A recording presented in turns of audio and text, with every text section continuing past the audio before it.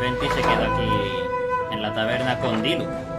No sabía que este era el dueño de la taberna. Venga, salimos de la taberna como nos pide la misión. A ver, que... Bueno, supongo que nos contará algo Diluc para tener que ir a buscar información o yo qué sé. Vamos a ver cómo continúa esto. Ahora pone regresa a la taberna.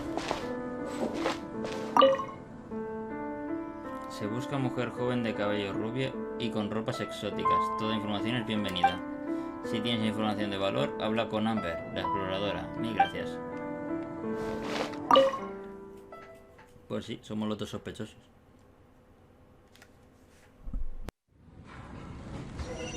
You're here.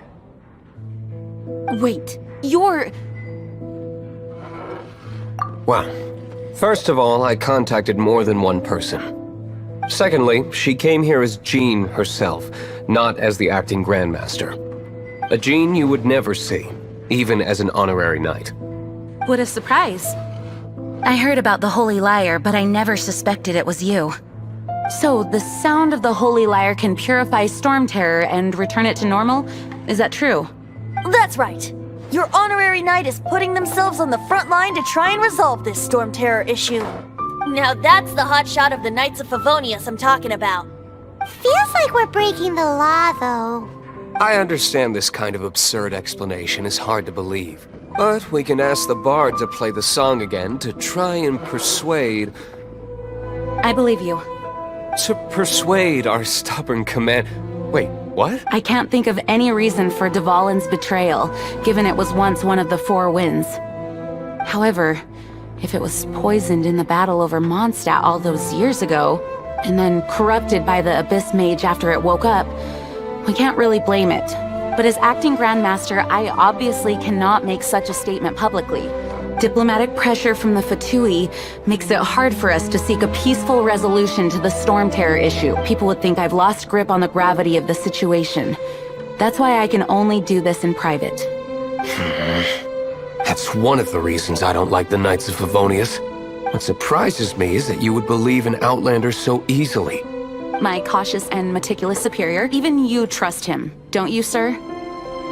I already told you not to call me sir. Never mind. We don't often... Wow, this is really awkward. I have a rough idea of where the Holy Lyre de Himmel is. Nice recovery. She's really talented at changing the subject. The conflict between Mondstadt and Snezhnaya stems from the conflict between the Seven Nations and their respective gods. The cryo-gods Fatui seem to be after the Animo god's power.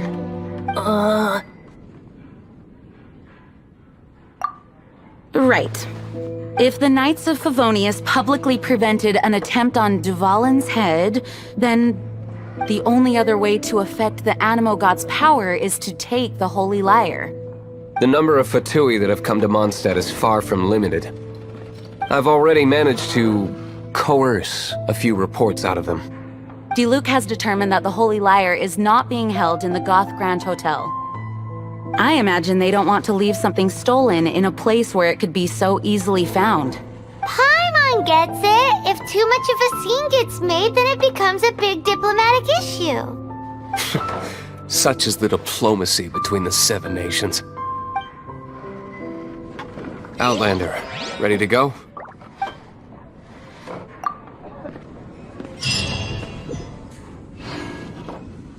Jean just said the Fatui are trying to take Dvalin's power for the Cryo God.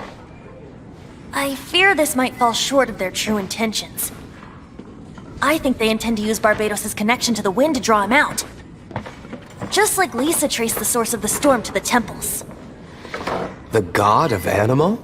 Hasn't been seen for more than 1,000 years. What makes you think that's their intention? Oh...